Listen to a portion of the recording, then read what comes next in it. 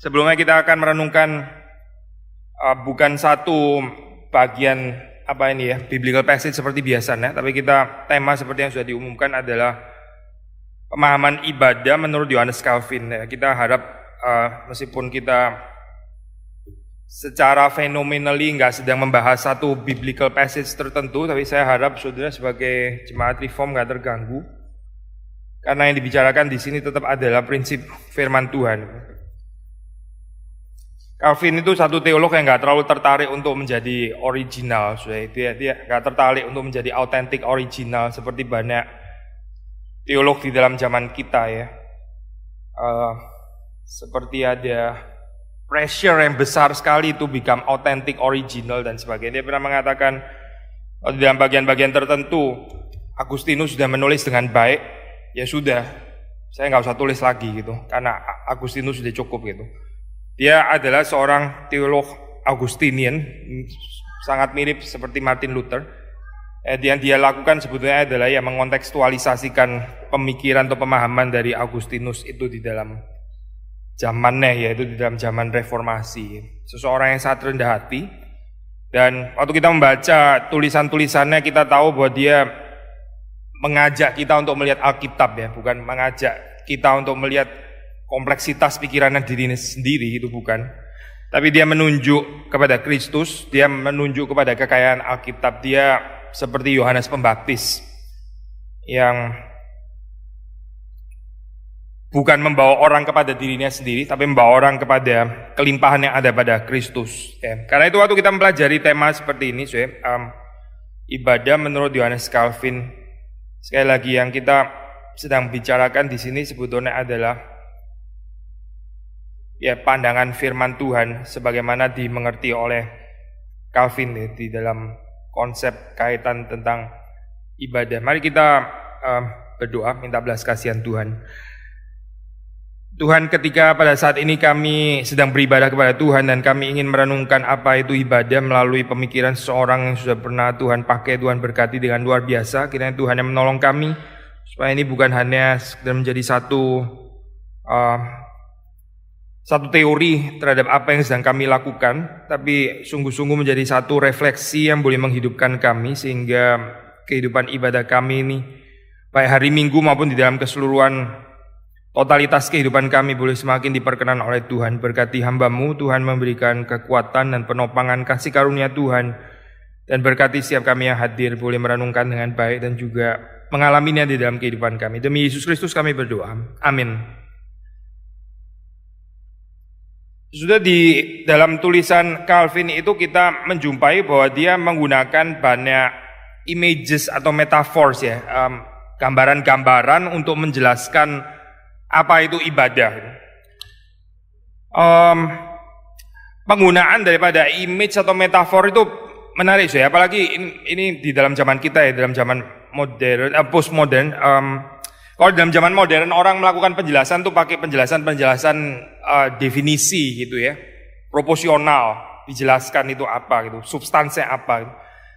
Tapi ada kelebihan di dalam penggunaan metafor gitu ya. Penggunaan metafor itu mungkin nggak se-clear, nggak sejelas, nggak se-precise seperti kalimat-kalimat proposisional ya, yang dijelaskan secara penjelasan definisi gitu. Tapi dengan gambaran yang dipakai itu ada kekayaan gitu, ada kekayaan faset pengertian. Ya, misalnya kalau dikatakan Herodes itu adalah serigala gitu ya, itu maksudnya apa gitu? Si serigala itu ya, Herodes itu serigala. Ya sudah tahu kira-kira mau mengarah kemana gitu ya. Yang pasti bukan badannya berbulu, bukan itu yang mau dibilang dengan istilah serigala gitu. Gak terlalu penting itu kalimat itu di dalam pengertian serigala gitu. Tapi keliciannya ya, lalu terus kemudian kekejamannya dan sebagainya ya itu serigala. Saudara bisa ada imajinasi di situ waktu menggunakan metafor seperti itu. Di dalam Alkitab sendiri ada penggunaan banyak metafor. Dan Calvin waktu menjelaskan ibadah, dia menjelaskan juga dengan menggunakan metafor. Berarti ini sesuatu yang bisa memperkaya pengertian kita ya.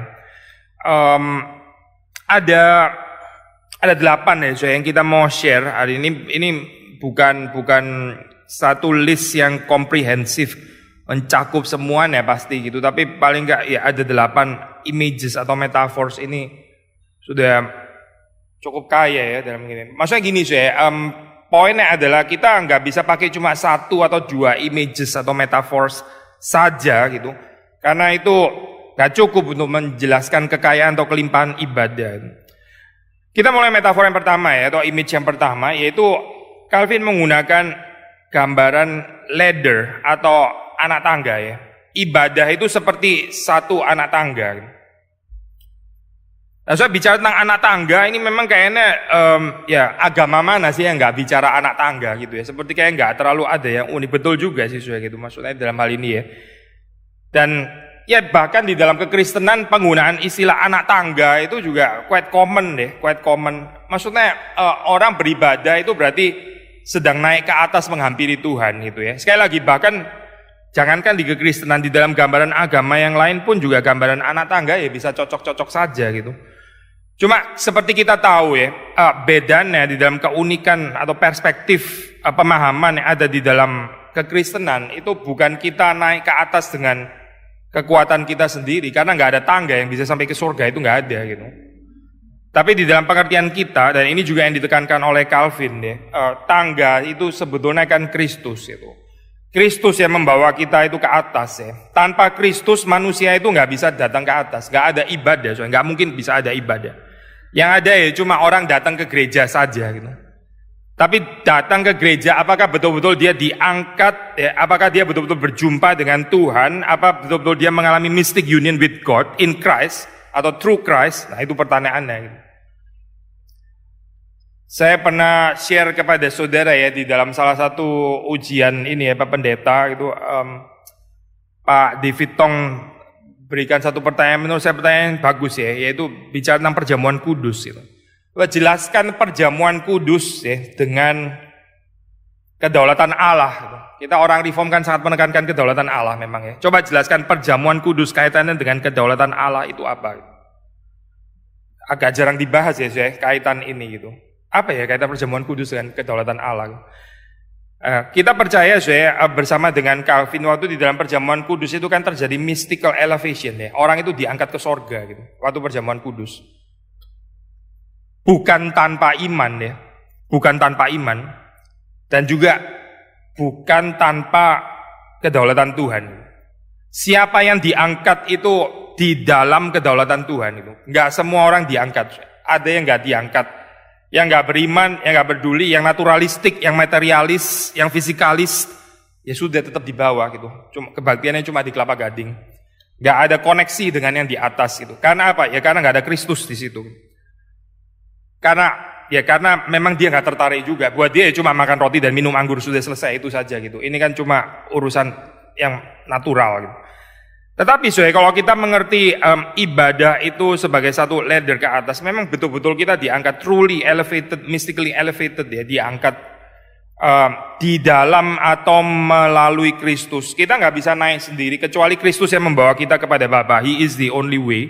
Dia satu-satunya jalan, dan di dalam atau melalui Kristus itulah kita berjumpa dengan Bapa ya. Waktu kita bicara tangga, kita juga ingat cerita tentang Yakub itu ya, yang diberikan visi ya. Waktu dia tertidur lalu dia melihat seperti ada anak tangga. Dan kalimat ini seperti dikutip di dalam Yohanes pasal 1 yang kita sudah pernah bahas ya. Yesus mengatakan, you will see heaven open. Kamu akan melihat sorga itu terbuka. Lalu terus kemudian the angels of God ascending and descending upon the Son of Man. Malaikat-malaikat itu akan naik turun ya, upon the Son of Man. Gambaran yang sudah bisa baca di dalam Genesis 28 ayat 12. Ladder-nya itu Kristus sebetulnya di situ. Gambarannya itu manusia perlu mediasi ya, untuk bisa berjumpa dengan Tuhan, dan mediatornya itu adalah Kristus, itu nggak ada mediator yang lain. Tapi pengertian ladder juga membawa kita kepada satu pemahaman bahwa ini kalau maksudnya kita bicara tentang implikasi praktis ya. Di dalam ibadah itu perlu ada klimaks ya, di dalam hal ini ya, karena ada ladder, ada gerakan naik itu dan sebagainya. perhaps debatable whether kita bicara one climax atau two climaxes, maksudnya plural atau singular dan sebagainya, saya nggak mau singgung bagian itu. Tapi intinya kita perlu mengetahui bahwa di dalam kebaktian itu nggak bisa jalan datar terus seperti itu ya. Itu konsep yang nggak kurang bagus gitu. Seperti kayak nggak ada dinamika gitu di dalam ibadah ya. Kita mesti punya kepekaan untuk di dalam anugerah Tuhan, di dalam kedaulatan Tuhan, ya, di dalam gerakan yang Tuhan kerjakan itu membawa ibadah kepada titik klimaks itu. Ada telos. Saya beberapa hari lalu baru bahas ini saya pentingnya doxology dan awe and wonder di dalam kehidupan studi atau share di Morning Chapel di STTRII. Pentingnya doxology atau awe and wonder. Lalu waktu kita membaca di dalam surat Paulus ya, itu dia kan tulis surat Roma itu pasal 1 sampai pasal 11. Pembahasan risalah teologis yang cukup kompleks ya, cukup rumit maksudnya. Lalu terus kemudian diakhiri dengan doksologi gitu. Pasal 11 terakhir itu Paulus berhenti, dia reflect dan dia terharu dan dia in awe and wonder, dia menaikkan doksologi. Ada kekaguman di dalam orang berteologi ya. Ini bukan sesuatu yang menyelidiki ke bawah saja gitu, yang diselidiki secara objektif, analitik dan sebagainya. Tapi teologi yang dilakukan di dalam konsep atau di dalam spirit praising God, di dalam spirit mengagumi Tuhan, di dalam spirit worship. Sehingga di bagian akhir daripada risalah teologis itu terus diakhiri dengan doksologi ya. Tapi saudara perhatikan ya, doksologi itu even di dalam bagian itu kita bisa mengatakan oh itu bagian klimaks memang ya. Tapi nggak berhenti di situ gitu. Tapi setelahnya apa? Apakah itu anti klimaks? Bukan juga gitu. Menarik ya, soalnya kalau kita menggali struktur-struktur seperti ini di dalam kitab suci gitu, kita akan mendapati banyak prinsip yang mungkin seperti nggak seperti biasanya kita pikirkan gitu. Maksudnya begini soalnya, kalau kita nanti ini satu ibadah terus menuju kepada terakhir katakanlah doksologi, benediction, doa berkat ya, terus tentu klimaks selesai gitu. Terus kemudian seperti kayak tugas kita selesai. Saya pikir kita nggak ngerti struktur surat Roma itu gitu. Paulus itu nggak melihat doksologi sebagai betul-betul terakhir dan karena sudah klimaks, sudah terakhir maka dia nggak boleh ngomong lagi. Justru dari doksologi itu dia melanjutkan pembahasan dari pasal 12 yang tadi kita baca ya. Pasal 13, 14 dan seterusnya gitu. Sama juga di dalam kehidupan kita kita bisa menutup ibadah ini dengan doksologi dan doksologi mungkin katakanlah boleh saja menjadi klimaks gitu. Tapi doksologi itu bukan the end, despite dia boleh dikatakan the telos, tujuannya ya, tapi bukan the end. Karena apa Karena setelah itu kita kan diutus keluar ya. Kita diutus untuk kembali ke tengah-tengah dunia. Bukan tanpa awe and wonder itu tadi bukan tanpa benediction, bukan tanpa doa pengutusan, bukan tanpa berkat ya, bukan tanpa kita mengagumi kemuliaan Tuhan di dalam kebaktian itu dari awal sampai dengan akhir dan khususnya perhaps klimaks di dalam doksologi itu. Jadi gambaran ladder ini setelah ke atas, terus kemudian bukan berarti terus ke atas terus mystic union with God, setelah itu ya nggak kembali lagi gitu ya karena sudah di atas terus. Tulisan ini muncul di dalam tulisan mistik dari Bernard de Clairvaux ya. Bernard de Clairvaux dia bahas tentang ini ya steps menuju kerendahan hati. Dia diminta untuk membahas steps menuju kerendahan hati, tapi terus dia dibilang kayaknya steps menuju kerendahan hati saya nggak mampu bahas itu gitu. Kita bahas steps menuju pride saja gitu. Ini orang rendah hati ya, disuruh bahas tentang rendah hati, dia rasa nggak bisa bahas tentang rendah hati. Dia rasa lebih capable bahas tentang pride. Kita bahas tentang kecongkaan saja. Lalu dia bilang ada 12 steps menuju kepada pride. Dan dia bilang itu sebetulnya gerakannya sama. Maksudnya bukan gerakannya sama. Arahnya lain tapi gerakannya sama. Jadi kita bisa bicara 12 steps menuju pride. Tinggal direfleksikan saja. Lawan katanya yaitu kerendahan hati gitu. Tapi yang kita bahas adalah tentang pride. Karena yang seringkali terjadi dalam kehidupan kita adalah 12 steps menuju pride itu instead of menuju kerendahan hati. Lalu ya di dalam bagian-bagian itu dia membahas ini ya, anak tangga demi anak tangga demi anak tangga demi anak tangga. Atau di dalam tulisan yang lain on loving God De Diligendo Deo, ya, tulisan ini Bernard de Clairvaux. Dia juga membahas tentang ladder, waktu seseorang itu mengasihi Tuhan, ya, itu ada step sampai naik ke atas, ya. Tapi menarik, di dalam salah satu bagian itu dikatakan waktu orang mengalami mystical ekstase itu, ya, mystical ekstase, mystic union with God gitu. Kadang di dalam keadaan seperti itu dia mesti turun lagi, katanya Bernard de Clairvaux. Dia mesti turun lagi. Kenapa? Karena cinta kasih kepada saudara-saudara itu mengharuskan dia untuk turun gitu. Ini sangat mirip dengan perkataannya Paulus, ya. Paulus pernah mengatakan kalimat, kalau dari saya sih, saya sebetulnya kepingin bersama-sama dengan Tuhan itu. Saya kepingin kembali kepada Tuhan, itu pasti yang paling bahagia. Tapi ya, adalah lebih baik untuk tetap tinggal bersama dengan kamu. Kalau di dalam tegangan ini, ya, seperti sulit untuk memilih antara saya berjumpa dengan Tuhan di dalam bahagia yang penuh itu, atau tinggal bersama dengan kamu. Tapi pada akhirnya ya tinggal bersama dengan kamu. Ini sangat mirip, ya, dengan tulisan Bernard de Clairvaux waktu dia membicarakan ladder ke atas. Poin yang saya mau katakan adalah waktu kita ke atas itu bukan ke atas terus hilang gitu, ya, lenyap. Itu malaikat sih kayaknya gitu, ya. Setelah di atas ya sudah dia hilang, kita nggak kelihatan lagi gitu. Tapi kalau manusia, ya, setelah perjamuan kudus, ya, saudara, diangkat ke atas, betul. Kita memandangi wajah Kristus yang ada di sorga, Kristus yang sedang berbicara kepada kita. Setelah itu apa, saudara? Setelah itu ibadah diakhiri dengan pengutusan, kan? Berarti turun dan kembali ke dalam dunia ini. Nah, gambaran ladder ini, saudara, mengakomodit, ya, konsep-konsep seperti ini. Yang kedua, image yang dipakai oleh Calvin itu adalah tentang fruit tree, ya, atau tentang pohon yang banyak buahnya. Ibadah itu mesti menyuguhkan apa ini, ya, all kind of spiritual delicacies, ya. Ini Michelin star gitu. But in a spiritual manner maksudnya, ya. Ibadah yang nggak bisa dinikmati, ibadah yang boring, ibadah yang nggak ada makanannya dan sebagainya, makanannya basi dan seterusnya lagi. Itu nggak mewakili kemuliaan Kristus. Gitu. Lalu orang, ya bagaimana, ya, datang ke dalam keadaan ibadah yang seperti itu, tapi menunya itu lagi, makan itu lagi, itu terus yang diomong. Klise, ya, itu sangat merusak gereja, gambaran seperti itu. Ini memang bicara seperti ini, terutama yang perlu mawas diri, yang perlu koreksi diri, yaitu para pelayan ibadah, ya, termasuk hamba Tuhan.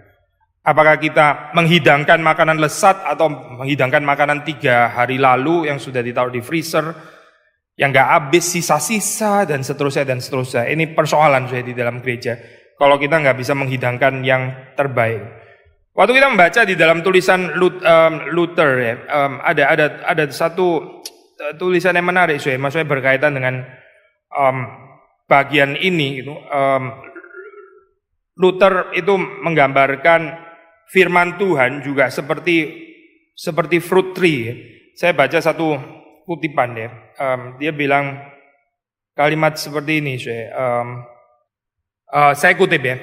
If the Bible were a mighty tree and all the words the branches, I knocked them all out and wanted to know what was in them and what they were carrying, and I always knocked down a few apples or pears. Jadi Luther itu ini, ya, punya ambisi gitu, ya. Ini firman Tuhan itu mesti terus digali, dimakan, ya. Kalau ada buahnya semuanya kita petik gitu, lalu kita mesti makan gitu. Gak heran, ya, no wonder di dalam pengajarannya itu sangat limpah dengan pengertian firman Tuhan, karena dia sendiri itu punya, saya mungkin pakai istilah yang kurang tepat ini, ya, keserakahan yang kudus gitu, ya. Ini gak cocok sesuai istilah ini, ya. Masa ada sih istilah holy gluttony? Gak ada kalian. Holy spiritual gluttony gitu. Ya bukan gluttony lah itu. Itu spiritual appetite yang sehat, ya. Waktu seseorang punya kerinduan terus menggali Alkitab. Di dalam Mazmur 1, saudara jangan lupa, ya. Itu pemazmur mengatakan orang yang kesukaannya itu adalah firman Taurat Tuhan. Dia seperti di pohon yang ditanam di tepi aliran air, ya. Dia nggak pernah gagal berbuah. Kita ini seringkali gagal berbuah, karena kita nggak terlalu tertarik dengan firman Tuhan. Kita nggak menggali firman Tuhan. Kita nggak seperti Luther, ya, yang serakah mau dapat semuanya, yang dia makan semuanya apa yang ada di sana. Kita nggak ada spiritual appetite gitu. Kita kurang ada spiritual appetite. Nah, itu yang bikin kita jadi akhirnya sulit bertumbuh. Tapi sekali lagi saya balik kepada apa yang dikatakan ini ya, di dalam image ini ya. Fruit tree, gambaran spiritual delicacies ya. Gereja itu diundang untuk menghadirkan ini, karena di dalam dunia nggak ada ini. Di dalam dunia ini full of naturalisme, fisikalisme, materialisme, ya nggak ada spiritual delicacies, itu nggak ada gitu. Yang ada cuma ya material delicacies itu banyak gitu. Tapi spiritual delicacies sulit sekali, Saudara pergi ke negara-negara barat yang sangat kering itu ya, yang highly secularized sekarang itu, mereka mulai mencari spiritual delicacies. Mereka mulai cari apa ini ya, jawaban-jawaban termasuk dari agama-agama dan kultur kebudayaan timur ya. Tapi ya tetap bukan di sana jawabannya. Ya, saya pernah menghadiri satu kuliah itu profesor yang cukup terkenal di ini ya, di Heidelberg, dan dia liberal sih dia itu liberal gitu ya. Cuma saya juga belajar juga, saya mendengarkan dia. Kita mesti tahu pikirannya juga. Lalu ada satu kesempatan di mana ada student hidup ya. Lalu terus kemudian di dalam keadaan yang seperti itu kan tegang gitu ya, tegang. Terus kemudian profesornya bilang kalimat seperti ini, ya gini ya, jujur saja ya, cerita-cerita seperti ini ya untuk saya yang ngajar di Heidelberg susah terima gitu. Tapi gini loh poinnya, terus kemudian dia bilang, carilah di dalam kulturmu sendiri. Ini by the way orang Jerman ya, yang cerita itu juga orang Jerman gitu. Lalu terus profesornya bilang, ya kita nggak usah cari-cari di inilah kebudayaan timur atau apa, cari di culture-mu sendiri gitu. Kamu kembangkan, kamu gali sendiri. Ya dia kayaknya nggak happy studentnya, gereng-gereng kepala gini, maksudnya tanda enggak. Ini profesornya nggak ngerti kayaknya gitu. Satu sisi ada orang-orang yang desperate cari di timur ya, tapi akhirnya nggak dapet juga. Sisi yang lain ada orang-orang yang mengajarkan cari di culture kita sendiri aja, nggak usah cari yang di timur gitu. Tapi yang dicari di dalam culture sendiri apa yang culture-nya sendiri highly secularized seperti itu. Mau cari spiritual delicacy apa gitu. Saya terakhir berapa bulan, saya mungkin sudah share sebagian ini, berapa bulan lalu saya sempat ke berapa bulan lalu bulan Desember ya. Waktu melayani Natal di Jerman, saya pergi ke satu toko buku. Ya, di toko buku itu ada satu bagian rak yang isinya bestseller ya, bestseller fiction, non-fiction gitu. Saya selalu tertarik, kepingin tahu buku-buku non-fiction yang bestseller itu apa sih tahun ini gitu ya. Lalu ada buku-buku yang ditulis oleh psikolog ya, likely sih psikolog non-Kristen itu, likely ya, very likely bukan Kristen itu. Lalu di situ itu digambarkan tentang pertanyaan kehidupan manusia dan dijawab di dalam satu statement yang sama sekali nggak ada hubungannya dengan Alkitab. Dan itu buku bestseller ya, sedih sekali ya Berarti apa Berarti kebutuhan untuk mencari itu ada gitu. Tetapi gereja nggak memberikan jawaban. Akhirnya yang kasih jawaban siapa? Psikolog-psikolog. Yang dasarnya juga nggak Kristen. Misalnya ada ajaran statement like happy relationship ya, happy relationship through disbelief. Saudara bisa bayangin ya kalimat kayak gini ya, kalau ditinjau dari perspektif Kristen itu bagaimana? Bagaimana mendapatkan hubungan-hubungan yang dipenuhi dengan kebahagiaan? Melalui apa? Melalui ketidakpercayaan. Persoalan bahwa kamu itu gak bahagia itu apa? Karena kamu terlalu percaya orangnya. Itu statementnya. Itu persis terbalik yang diajarkan di dalam firman Tuhan ya. Dan buku-buku ini bestseller gitu. Jadi the more kamu suspicious, the more kamu curiga, the more kamu akan terlindung daripada ketidakbahagiaan. The more kamu bisa masuk kepada true happiness. Melalui apa? Melalui kecurigaan. Maka apa be suspicious gitu. Buku bestseller itu. Sedih ya baca buku itu. Saya berapa hari lagi saya ketemu sama mantan supervisor saya. Saya cerita bagian itu ya. Sedih ya keadaan di Jerman. Masa buku-buku kayak gitu jadi bestseller. Terus dia bilang, ya oke, ntar saya tulis bagian itu. Ntar di buku lain kali saya akan masukin bagian itu. Karena memang harus ada teolog yang jawab. Karena kalau nggak didominasi dengan jawaban-jawaban ini ya, sekuler. Ini Indonesia sih bukan negara sekuler memang ya. Memang bukan negara sekuler. Tapi yang namanya sekuler itu bukan cuma spesialisasinya barat. Atau cuma ada di barat ya. penolakan terhadap Kristus, penolakan terhadap Tuhan. Saya pikir ini Indonesia pasti nggak kebalas ya. Mana itu cuma spesialisasinya Barat, ya bukan lagi. Sekularisasi model yang lain gitu pasti. Waktu orang lebih menekankan delicacies di dalam dunia yang kelihatan daripada spiritual delicacies, ya sudah kita sudah terjerat di dalam ini sudah di dalam sekularisme sebetulnya itu. Tapi Calvin mengingatkan kepada kita ya, di dalam ibadah itu kita melihatnya seperti satu pesta ya, di mana kita diundang di ibarat seperti kayak satu garden ya, taman penuh dengan pohon-pohon yang ada buahnya, lalu di situ kita boleh memetik. Ini seperti kayak waktu manusia pertama kali diciptakan ya, but unfortunately ya, sangat unfortunate yang dipilih Adam itu ini cerminannya kita ya. Yang dipilih Adam itu justru adalah buah yang dilarang. Di dalam dunia ada berapa jenis buah sih saudara yang sekolah biologi atau apa ya, mungkin bisa bantu saya gitu. Atau ada berapa jenis buah gitu. Banyak banget lah ya, apalagi di Indonesia gitu. Duren aja begitu banyak macamnya gitu ya. Tapi kok ya justru pilih yang nggak boleh gitu loh. Ini banyak segitu. Ini semua itu silakan menikmati. Justru sengaja pilih yang nggak boleh gitu. Memang nggak bisa dimengerti ya sebagai manusia itu ya. Anehnya, stubbornnya, isengnya dan sebagainya. Tapi bukan iseng akhirnya membuat dunia seluruhnya jatuh dan sebagainya. Nah, worship ini redemption ya. Ini seperti kayak tombol reversal gitu. Tapi more than just reversal karena akan melampaui Taman Eden ya. Maksudnya sudah diundang kembali gitu untuk menikmati spiritual delicacy. Terus pelan-pelan kita jadi relativize, jadi nggak terlalu tertarik dengan buah-buah yang terlarang itu gitu. Waktu kita di dalam dosa kita lebih cenderung untuk mencari buah yang terlarang. Kita nggak peduli dengan tuh spiritual delicacies itu ya. Tapi waktu kita beribadah, harusnya kita, ya ini, terjadi redemption reversal ini ya. Kita mulai nggak tertarik dengan hal-hal yang bukan-bukan, yang sebetulnya lebih menghancurkan kita daripada mempertumbuhkan kita. Dan kita mempunyai satu, ini ya, spiritual appetite. So, ini kata kunci ya. Yang ketiga, image yang digunakan oleh Calvin itu adalah conversation, adalah komunikasi ya. Worship itu adalah satu komunikasi atau satu conversation. Maksudnya Tuhan berbicara kepada kita berbicara kepada Tuhan. Ya. Ini two way traffic, bukan one way traffic ya, bukan gitu. One way traffic itu bukan ibadah yang baik. One way traffic yang manapun, ya. Either cuma kita yang ngomong tok kepada Tuhan, atau Tuhan cuma ngomong tok kepada kita gitu ya. Tuhan sih bukan ngomong tok by the way. Ini silang ngomong tok kan bisa misleading ya. Cuma Tuhan yang ngomong gitu ya. Ini toknya mesti dipindah di depan itu. Cuma Tuhan yang ngomong terus kita nggak ngomong apa-apa gitu. Berarti nggak ada respons. Atau ya selalu kita yang mau didengerin, kita yang selalu Tuhan mesti denger kita.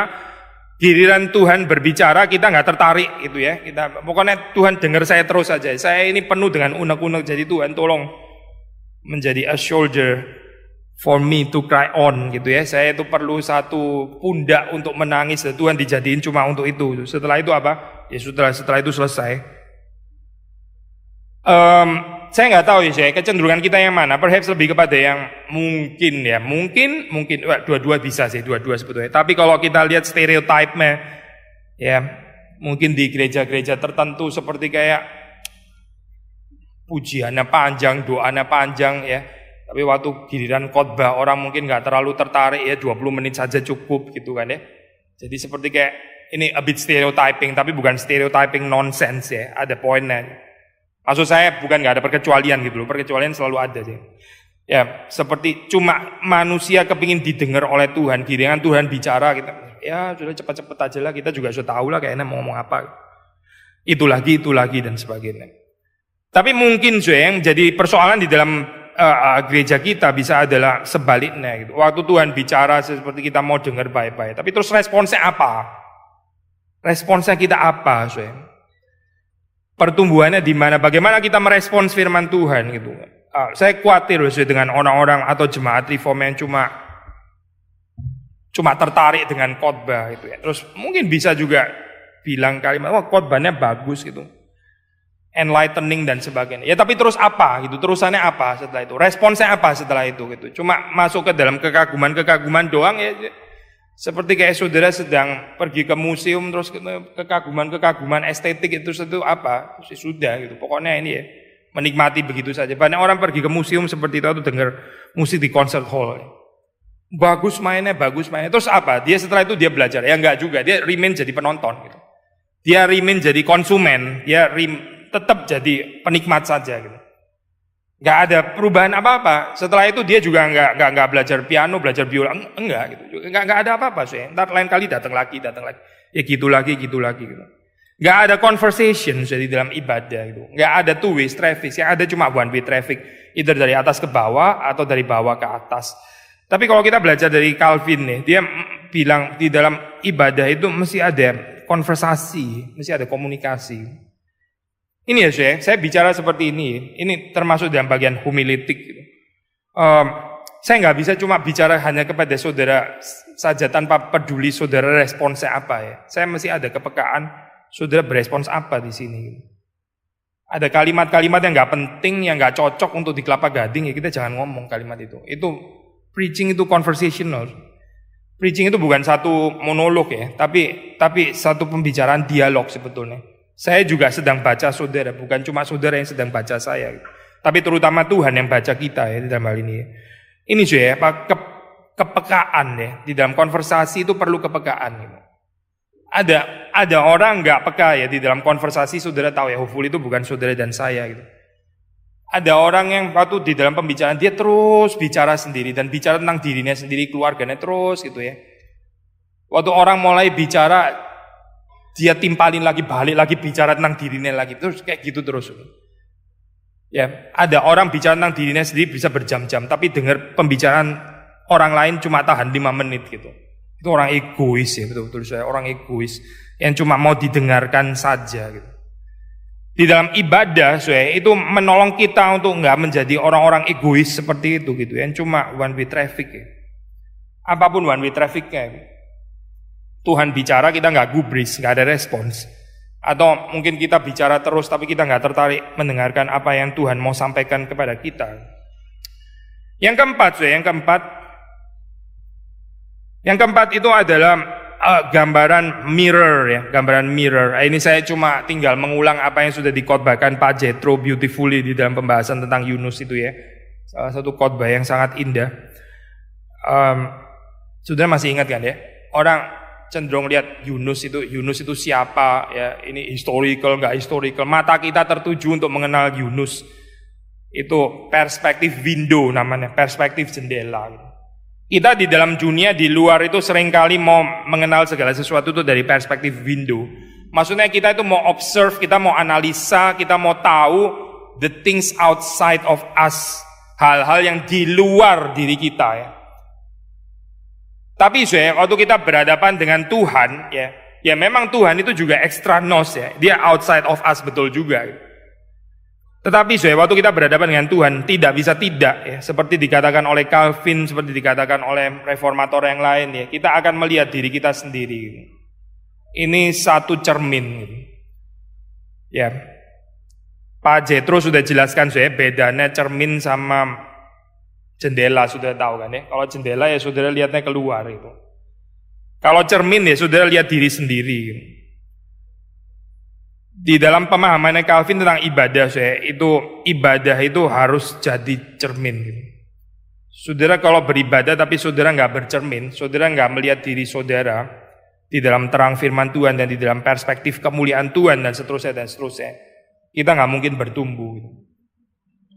Kalau ibadah itu nggak menjadi satu ibadah yang reflektif, saudara melihat bayang-bayang saudara sendiri di dalam cerita itu. Gitu.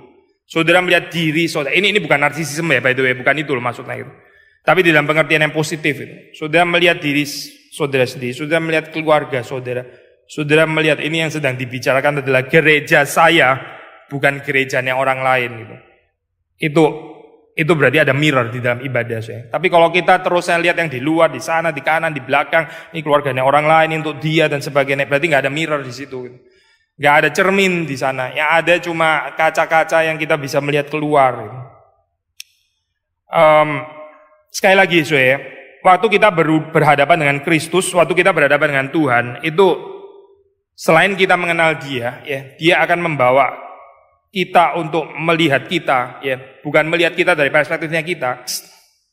Di sini kita mengingat ini, ya, perkataan-perkataan yang terkenal seperti ditekankan oleh Zwingli, the truth wears a happy face. Saya sudah pernah bahas ya bagian ini, ya. Christianity is a lively program, a happy program. Kita mengingat konsep seperti yang dibicarakan oleh John Piper, ya, Christian hedonism. Ini agama yang penuh dengan enjoyment, penuh dengan satisfaction. Jauh daripada boredom, jauh dari kebosanan, ya, jauh daripada penyiksaan. Gambaran kekristenan sebagai pesta itu penting sekali, dan ibadah itu satu pesta. Ya. Salah satu ekspresi yang dinyatakan di sini yaitu waktu kita berbagian di dalam perjamuan kudus. Ya. Perjamuan kudus ini pesta, itu jangan lupa ya. Kita makan dan minum itu berarti pesta gitu. Di dalam perjamuan kudus itu ada dimensi pesta, karena ini adalah antisipasi of the great banquet nanti, ya, pesta besar itu bersama dengan anak domba Allah, bersama dengan semua orang pilihan di throughout all ages, semua zaman, ya. Lalu kita merayakannya di sini gitu. Gambaran pesta ini penting, karena ya di dalam metafor pesta, ya, saudara nggak memaksa orang untuk datang ke pesta, saudara mengundang. Gak ada orang memerintahkan orang untuk datang ke pesta, kan ya. Itu agak aneh gitu. Pesta itu gak cocok kalau kita pahami secara military. Saya bukan bilang di dalam kekristenan gak ada military aspek, by the way, ya. Ada commandment, ya. Zwingli mengatakan Christ is our commander. Dia itu our captain. Dia itu jenderal kita, ya. Jadi kita ini mesti taat, kita ini prajurit Kristus. Ada dimensi militer di dalam kekristenan, ya. Penting itu, saya gambaran seperti itu, ya. Tapi saya mau mengatakan dimensi militer saja tidak cukup. Masih ada dimensi pesta. Gitu. Dimensi pesta itu saudara nggak bicara otoritas di situ. Gitu. Saya bukan anti otoritas kayak bukan itu. Ini sulit saya bahas kayak gini ya. Saya khawatir nanti saudara jatuh ke ekstrem kanan, ekstrem kiri, ekstrem kanan, ekstrem kiri. Padahal bukan itu yang kita mau. Gitu. Yang kita mau katakan adalah waktu kita punya dimensi pesta, ini saudara itu waktu mengundang orang, ya saudara highly persuasif, saudara nggak sedang memaksa. Ya, kategori harus itu nggak cocok saudara untuk pesta gitu. Seperti kita sudah pernah bahas ya. Saudara nggak bisa bilang kamu harus datang ke pesta ulang tahun saya gitu kan. Nggak cocok sebagai harus gitu. Yang lebih cocok adalah kamu boleh datang. Please, silakan datang. You are invited. Itu namanya feast. Lalu kalau dia nggak datang gimana ya? Sayangnya dia nggak datang, padahal saya mau share kebahagiaan, saya mau share satu sukacita.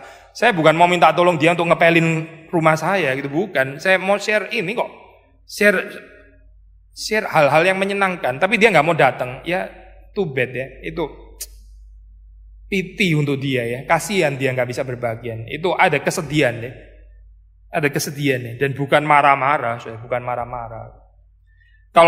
Kalau kita nggak punya dimensi feast ya, di dalam kekristenan, di dalam ibadah, kita bawaannya marah-marah melulu, marah-marah melulu. Karena nggak ada undangan, ada cuma kalimat perintah. Lalu perintah kalau nggak ditaati bagaimana? Ya marah begitu kan ya, kan cocok itu. Perintah tidak ditaati marah gitu. Tapi kalau kita bicara tentang feast, ya bicara tentang pesta, kalau kita mengundang orang, dan itu seorang nggak datang, masa kita marah gitu ya? Kita paling apa? Sedih gitu. Sedih dan marah itu dua ekspresi yang berbeda. Kita perlu dua ekspresi itu, nggak bisa cuma marah terus, marah terus, tapi nggak ada kesedihan yang kudus. Itu pasti bukan kemarahan yang suci. Kemarahan yang suci itu selalu ada aspek dimensi holy grief yang nggak ada. Yesus itu pernah marah dan sangat marah waktu dia di bait suci, dia membereskan itu ya, cleansing of the temple. Tapi Yesus yang sama adalah Yesus yang mencucurkan air mata waktu dia masuk Yerusalem. Sudah melihat di situ ya, ada holy grief, ada holy anger. Kita nggak percaya anger yang nggak ada griefnya sama sekali, itu must be not, itu pasti bukan holy anger, itu api yang lain, gitu. Yang merusak, yang tidak konstruktif di dalam kehidupan spiritualitas. Gambaran feast kayak lagi ya, gambaran pesta itu mengundang orang untuk menikmati apa yang terlebih dahulu kita nikmati dari Tuhan. Tadi loh, fruit tree ya. Kita kan diundang di garden, itu satu pesta taman, lalu kita bisa memetik buah apapun gitu. Banyak sekali variasinya tuh, spiritual delicacies dan sebagainya. Lalu kita kemudian yang mengerti kenikmatan itu ya, Kita mengundang orang lain untuk datang. Saya sedih saya kalau memikirkan ini ya, karena penginjilan itu seringkali nggak jalan karena apa saya? Karena saya khawatir karena kita sendiri nggak bisa menikmati spiritual delicacies itu gitu. Makanya kita juga nggak ada kekuatan untuk mengundang. Sudah nangkep ya poin ini ya. Kita nggak luber ya. Kita itu nggak overjoy ya dengan kenikmatan spiritual delicacies yang diberikan Tuhan dalam kehidupan kita. Itu nggak happening gitu. Lalu terus saya mesti ngundang orang bagaimana? Orang saya sendiri juga nggak rasa ada yang enak di dalam pesta ini. Kalau saya rasa pesta ini boring, ngapain saya mesti ngundang orang lain gitu loh. Kalau saya sendiri nggak bisa menikmati ibadah, kalau ibadah buat saya cuma buang-buang waktu, ini kapan selesai? Nah orang ini ngomongnya dan sebagainya. Lalu ngapain saya mesti ngundang orang saya untuk ikut masuk dalam pengalaman purgatori gitu? Kan nggak mungkin kan? Saya nggak mungkin membagi kecuali saya jahat ya, kecuali saya orang jahat ya. Ini gimana ya? Saya ini di dalam ibadah saya tersiksa. Saya nggak mau tersiksa sendirian. Saya penginjilan supaya orang lain datang ke gereja saya ikut tersiksa, supaya saya ada teman ketersiksaan. Itu orang jahat ya kayak gitu ya saya. Tapi kita nggak pikir ini ya, nggak pikir kejahatan di dalam tingkat yang seperti itu. Kita pikir manusia wajar. Manusia wajar waktu dia nggak bisa menikmati Tuhan di dalam kehidupannya. Dan what to share? Apa yang mau di sharing saya? Nggak ada memang. Karena dia sendiri nggak ada kok pengalaman itu atau sangat miskin di dalam pengalaman itu. Nggak ada aspek festif akhirnya ya. Yang dibilang swingly the truth wears a happy face, itu nggak ada akhirnya gitu. Karena orang Kristen kayaknya nggak wear a happy face, tapi a gloomy face. Gambaran face ini juga nggak bisa di overemphasize karena ini sangat penting gitu. Sekali lagi ya, waktu kita nggak ada perjamuan kudus pun ya, ibadah itu tetap feast sebetulnya gitu. Ibadah itu tetap satu pesta. Yang keenam, sacrifice ya, ini in dialectical tension ya, but a creative tension. Might sound seperti kayak kontradiktif ya. Satu sisi feast, sisi yang lain sacrifice. Gitu. Kalau bicara tentang sacrifice ya, bicara tentang pengorbanan, itu berarti bicara ada darah ya, yang disembelih gitu, ada yang diserahkan. Ini satu gambaran yang ya seperti kayak antitesisnya pesta kan ya. Tapi sekali lagi ya, kalau boleh refer ke perjamuan kudus ya, perjamuan kudus ini beautifully convey dua aspek ini. Perjamuan kudus ini juga mengingat sacrifice ya, Kristus yang sudah diberikan kepada kita ya, oleh Bapa. Kristus yang mempersembahkan dirinya sendiri. Ini sacrifice. Waktu kita mengingat ini ya, kita merenungkannya dengan penuh duka cita, holy grief ya, holy grief. And yet ini pesta gitu. Waktu kita mengantisipasi the great banquet tadi ya, ini eschatological hope, ini adalah satu pesta. Bagaimana saya di dalam satu pesta yang sekaligus adalah perenungan duka cita ya, itu di dalam ini ya saya, di dalam perjamuan kudus ya, itu bisa menampung tension itu. Sulit ya saya, ini sulit dimengerti. Karena Salomo kan mengatakan di dalam Pengkhotbah pasal yang ketiga ya, segala sesuatu itu ada waktunya. Ada waktu untuk tertawa, ada waktu untuk menangis gitu ya. Ada waktu ya, kalau saya boleh terjemahkan terus ya. Ada waktu untuk sukacita, ada waktu untuk duka cita ya. Ada waktu untuk pesta, ada waktu untuk berkabung. Begitu kan ya, kalau dalam prinsip Pengkhotbah 3 gitu. Tapi di dalam perjamuan kudus ya, saudara melihat ya, ini pesta sekaligus perenungan duka cita. Ini sacrifice. Sacrifice yang memberikan kepada kita bahagia. Penderitaan itu dialami oleh Kristus. Sehingga waktu kita merenungkannya ya, kita ikut berduka cita ya, karena dia menderita seperti itu, dia mati di atas kayu salib karena dosa-dosa kita. Tetapi ini bukan satu duka cita yang menghancurkan ya, duka cita akhirnya membawa kita untuk bunuh diri karena seperti kayak terlalu susah, bukan itu. Tapi duka cita yang terus kemudian akan menjadi penghiburan bagi kita, bahkan sukacita, bahkan kebahagiaan. Di dalam ibadah itu perlu ada dimensi sacrifice ini saya. Pertama di dalam pengertian reform, di dalam pengertian evangelical, kita pasti perlu merenungkan bukan kita yang terlebih dahulu sacrifice, tapi Tuhan yang sudah mempersembahkan dirinya terlebih dahulu gitu. Kita mesti melihat pengorbanan Kristus, itu yang pertama saya.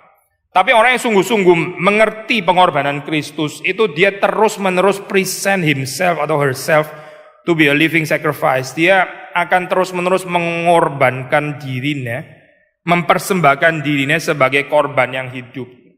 Ibadah itu harusnya mengajak orang untuk mempersembahkan dirinya lagi dan lagi dan lagi dan lagi dan lagi.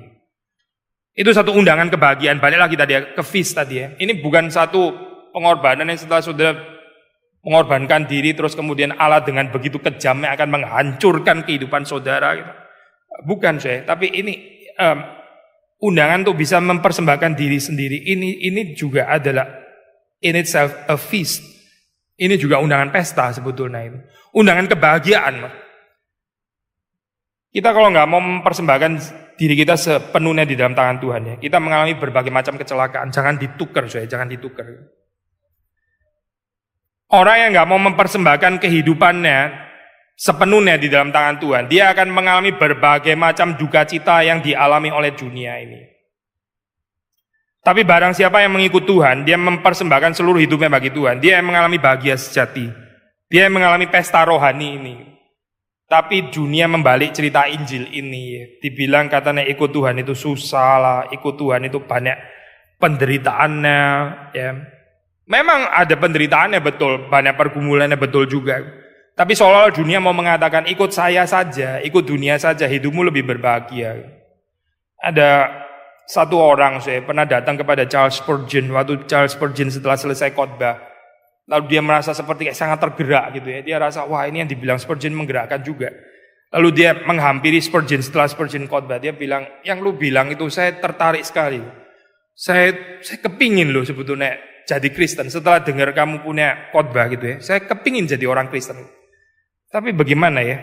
Saya masih kepingin menikmati kehidupan ini. Saya masih mau enjoy my life a little bit lah, sedikit saja lagi. Setelah itu kalau saya sudah puas sama kebahagiaan itu, saya bisa jadi Kristen lah setelah itu. Terus Spurgeon bilang, enjoy a little bit.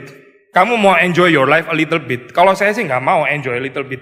Saya mau enjoy my life to the fullest sampai sepenuh-penuhnya, dan itu cuma ada di dalam Kristus.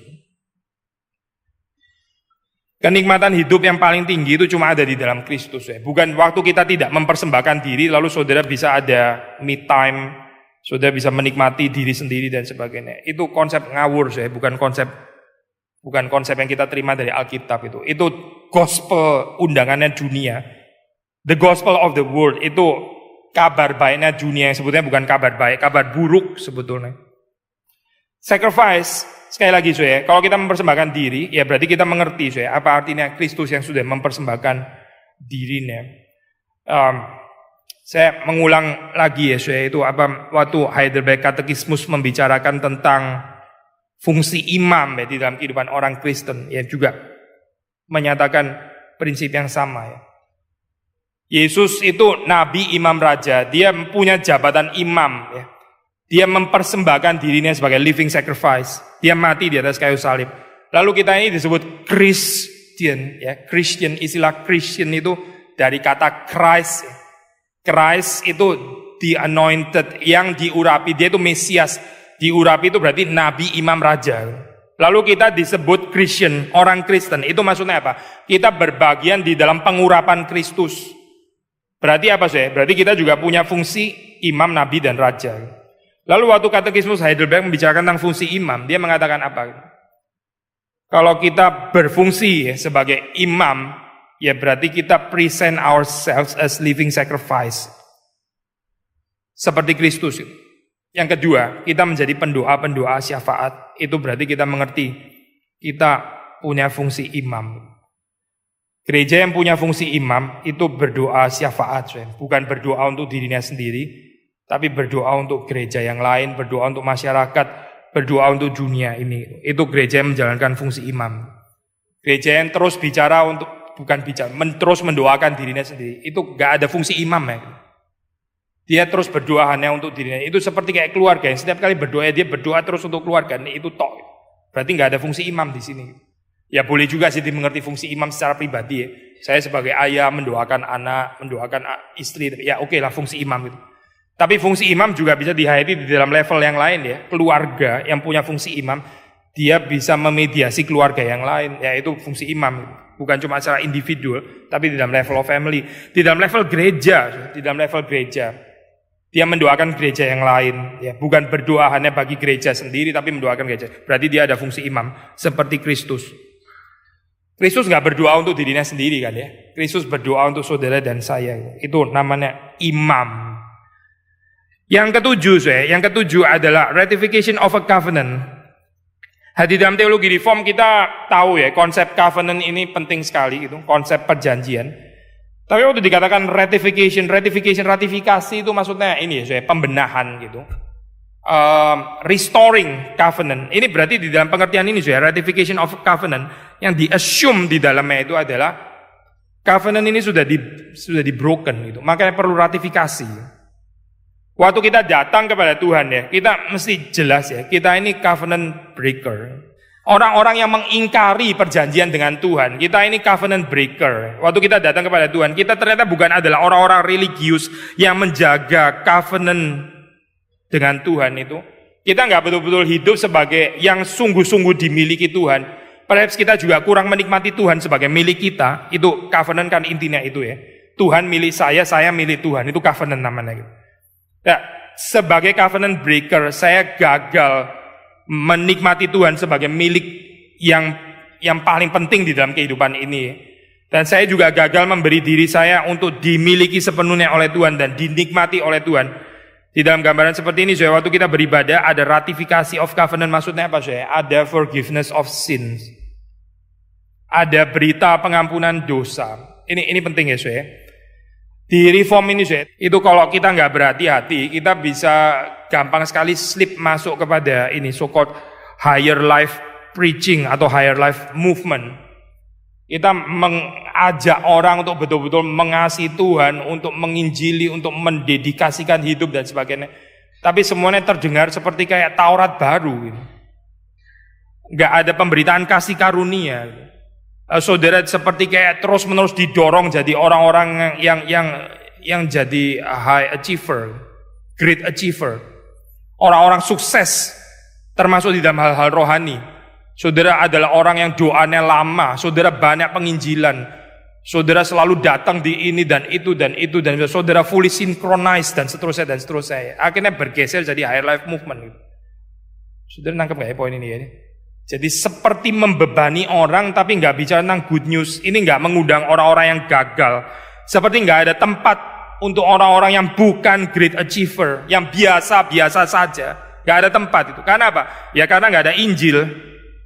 Karena nggak ada berita pengampunan di situ. Ini bukan Injil. Jadi yang diberitakan adalah ya kamu achieve maka Tuhan terima. Ya itu Pelagian berarti bukan Injil. Kamu do great things, maka Tuhan berkenan kepadamu. Itu kalau bukan Pelagian apa, Itu bukan pengajaran di dalam teologi reform.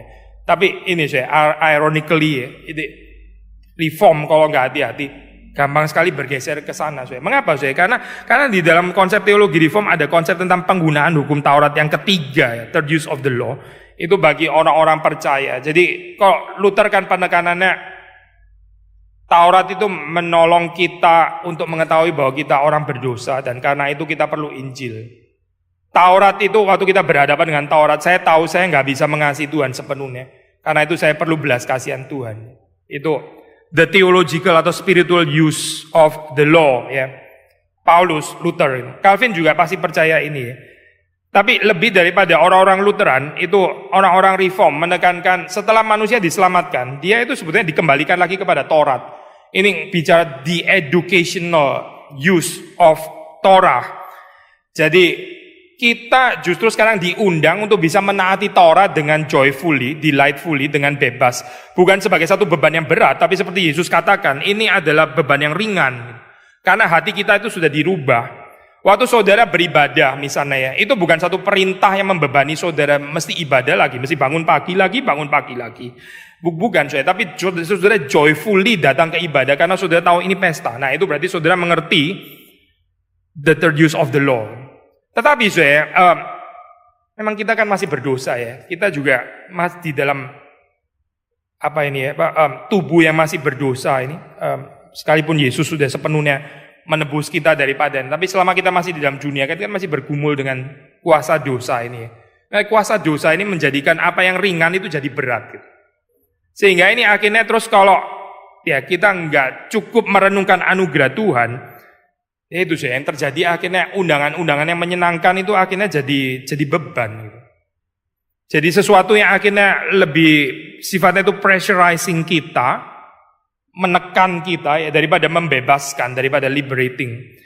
Maka sekali lagi yang kita mau katakan adalah berita forgiveness of sin itu penting sekali. Gitu. Kita boleh menantang orang untuk lebih mencintai Tuhan. Kita boleh menantang orang untuk lebih menjadi saksi Tuhan, menginjili dan sebagainya. Ya. Tapi kita nggak boleh lupa, Tuhan itu menerima orang-orang yang berdosa. Tuhan bukan menerima orang-orang spiritual, Tuhan menerima orang-orang yang berdosa. Nah ini berarti kita ada ratification of a covenant ya. Ada berita pengampunan. Tapi sekali lagi mungkin mirip dengan poin yang tadi kita bilang, ya bukan cuma berita tentang pengampunan saja ya, tapi di dalam arti ada undangan untuk hidup dikuduskan, undangan untuk mengikut Tuhan, itu termasuk bagian daripada ratification of a covenant. Karena kalau bagian ini nggak ada ya, kita masuk dalam konsep cheap grace. Terus pemberitaan anugerah. Pendeta Stephen Tong pernah ini ya, komentar tentang doa pengakuan dosa ya, yang dibawakan secara keliru ya, kalau kita nggak hati-hati, jadi kayak semacam excuse setelah setiap minggu gitu. Tuhan, kami datang kepadamu, kami berdosa lagi, gitu. Seperti biasa kami berdosa lagi, gitu. Tapi kami percaya kepada pengampunan Tuhan. Gitu. Dan minggu depan ngomong gitu lagi. Gitu. Setiap minggu kayak excuse gitu. Setiap kali seperti kayak malah dorongan ya sudah berdosa terus aja nggak apa-apa karena nanti ada pengampunan Tuhan. Tapi saya percaya ini apa yang dimaksud pendeta Stephen Tong bukan mulai sekarang nggak boleh ada lagi pengakuan dosa di dalam liturgi, di dalam ibadah, bukan itu ya. Maksudnya how self-righteous we are kalau kita berani nggak mengaku dosa. Gitu. Tapi di dalam pengertian jangan lupa waktu kita berdoa pengakuan dosa itu sekaligus juga ada tekad untuk memperbarui kehidupan. Tekad untuk hidup kudus, minta anugerah Tuhan supaya kita bisa hidup lebih menyenangkan Tuhan. Dan bukan cuma ngomong Tuhan, saya gagal lagi, tolong terima saya. Ya Tuhan terima, ntar minggu depan. Tuhan seperti minggu lalu masih gagal juga. Gitu. Tuhan tolong terima saya. Ini nyebelin ya orang kayak begini, ini benar-benar nyebelin. Gitu. Gak ada pertobatan. Gitu. Tapi suka bicara tentang pengampunan, belas kasihan Tuhan. Tapi gak ada pertobatan. Sekali lagi ya, gambaran seperti ini ya, bisa hadir di dalam kehidupan kita ya. Kadang-kadang kita ini ya, counsel orang ya, dia suka bicara tentang anugerah Tuhan, belas kasihan, pengampunan Tuhan. Tapi kita nggak melihat tanda-tanda pertobatan yang sejati. Dia bikin anugerah Tuhan itu jadi sesuatu yang sangat murah. Ya. Bicara pengampunan lagi, bicara Tuhan, belas kasihan, tapi nggak pernah ada kesungguhan untuk bertobat. Saya sudah pernah share kepada saudara kan ya, kalau kita mengikuti struktur di dalam Injil Lukas, pertobatan itu precedes forgiveness of sin. Saudara mengerti nggak kalimat ini ya? Pertobatan itu terlebih dahulu, baru itu ada pengampunan dosa. Tapi kita sekarang cenderung membalik ya. Pengampunan dosa, Tuhan menerima saya dulu, baru setelah itu saya bertobat. Masalahnya nggak bertobat saya setelah itu. Masalahnya nggak bertobat. Orang kalau nggak rasa dia salah, nggak menyesal, ya dan dia nggak betul-betul bertobat. Dia apa namanya mesti diampuni saya. Dia nggak rasa salah kok sebetulnya gitu. Lalu dia minta forgiveness of sin. Itu terbalik saya, terbalik. Saudara juga bisa membaca konsep yang sama ya di dalam tulisan Calvin. Sama dia mengatakan hal yang sama ya. Itu repentance, itu precedes, mendahului forgiveness of sin. Meskipun bukan berarti repentance itu menjadi basis daripada our deserving pardon, ya, istilah yang dipakai Calvin. Itu bukan fondasi kenapa kita layak diampuni. Kita diampuni itu karena Kristus, bukan karena kita bertobatnya sempurna, bukan. Sudah nangkap poin ini ya. Bukan karena pertobatan kita sempurna maka kita layak diampuni. Kita itu diampuni karena Kristus, bukan karena kesempurnaan pertobatan kita, tapi karena kesempurnaan korban Kristus di atas kayu salib. Tetapi Calvin tetap mengatakan bagaimanapun juga pertobatan itu mendahului pengampunan dosa. Saya khawatir dengan gereja yang cuma bicara pengampunan dosa, tapi sebetulnya nggak menantang orang untuk bertobat. Ya, nggak ada pertobatan, tapi bicara pengampunan dosa. Nggak ada ratification of covenant di sini. Yang terakhir ini sebenarnya poinnya cukup sering kita bahas ya. Ibadah itu adalah satu testimoni atau witness. Maksudnya di sini ada confessional nature, ya, confessional nature waktu kita beribadah. Seperti kita sudah pernah katakan atau sharingkan, seringkali di dalam istilah-istilah yang kita pakai sekarang itu, kita masih pakai istilah yang sama yang dipakai orang-orang di dalam zaman early church. Tapi bedanya adalah waktu mereka mengatakan kalimat itu, ya, mereka bisa dipenggal kepalanya. Kalau kita mengatakan kalimat itu, nggak ada orang offended gitu. Saya ambil satu contoh saja, istilah juru selamat itu. Yesus juru selamat. Ya kenapa kan ya? Saudara bilang Yesus juru selamat, ya terus kenapa? Ya nggak ada orang tersinggung apa marah atau bagaimana, saudara nggak akan dibunuh dan sebagainya. Tapi waktu orang di dalam zaman gereja mula-mula mengatakan kalimat Yesus itu soter, itu sangat bahaya. Kenapa? Karena yang disebut soter waktu itu adalah kaisar. Kaisar itu juru selamat, dia soter, dan dia datang membawa euangelion. Dia datang membawa kabar sukacita, kabar baik, Injil. Tapi Markus bilang, bukan. Ini Injil Yesus Kristus. Yang Injilnya kaisar itu palsu. Itu kabar baik abal-abal. Ini kabar baik yang sejati, datang dari Kristus. Dia pembawa damai yang sesungguhnya, dia juru selamat. Highly polemical ya saya. Sekarang gereja banyak kehilangan aspek konfesional yang berani seperti ini ya saya. Lalu kita menjadi gereja yang cenderung lunak akhirnya gitu. Gereja yang cenderung apa ini ya? Ya cenderung ya apa ini apa? Candy coat. Apa ya, banyak gulanya gitu ya, bicara sesuatu yang memang nggak offense siapa-siapa. Pantesan juga memang dunia nggak membenci kita, orang kita nggak ada confession sebetulnya. Gitu. Di dalam zaman Nazi, di dalam zaman Hitler ya, itu banyak gereja itu sekam ya, itu submit kepada ideologi Nazi, lalu mereka suruh rubah gitu. Nah ini ada tension ya, maka orang Kristen dianiaya, kita mendoakan mereka juga ya. Saya balik lagi ke cerita tadi ya. Di dalam zamannya Hitler, di dalam zamannya Nazi, itu banyak gereja itu ketakutan. Maka kemudian mereka, ya sudah mereka sekam saja to that political ideology. Ya kita nyesuaiin lah, memang kayaknya bangsa pilihan tuh kita orang Jerman sebetulnya. Kita ini the highest race dan seterusnya dan seterusnya. Diganti-ganti gitu teologinya. Untuk mendukung ideologi Nazi. Tapi ada satu, ya certain small group of Christians ya, dipimpin oleh Karl Barth. Mereka draw a confession, namanya Barmen Deklarasi tahun 1934. Jadi mereka mengkritik, lalu mereka menegur gereja-gereja yang submit kepada Hitler. Saya baca ini ya, saya salah satu kutipan, ini first thesis saya, reads seperti ini. Jesus Christ, as he is attested for us in Holy Scripture, is the one word of God, which we have to hear, and which we have to trust and obey in life and in death. We reject the false doctrine as though the church could and would have to acknowledge as a source of its proclamation apart from and besides this one word of God. Still other events and powers, figures and truths as God's revelation. Highly polemical kalimat ini ya. Mungkin kalau kita bilang kalimat ini kita baca sama-sama sekarang, ya nggak kenapa-kenapa lah, nggak nyinggung siapa-siapa. Tapi waktu ini dibaca pada zamannya Hitler, the one word of God, Yesus Kristus itu satu-satunya yang kita harus dengarkan. Satu-satunya yang kita harus percaya kepadanya. Satu-satunya yang kita harus taati. Itu maksudnya bukan Hitler. Itu bahaya sekali kalimat ini. Dan betul saja, Karl Barth langsung dipecat. Dia nggak boleh lagi mengajar di Bonn.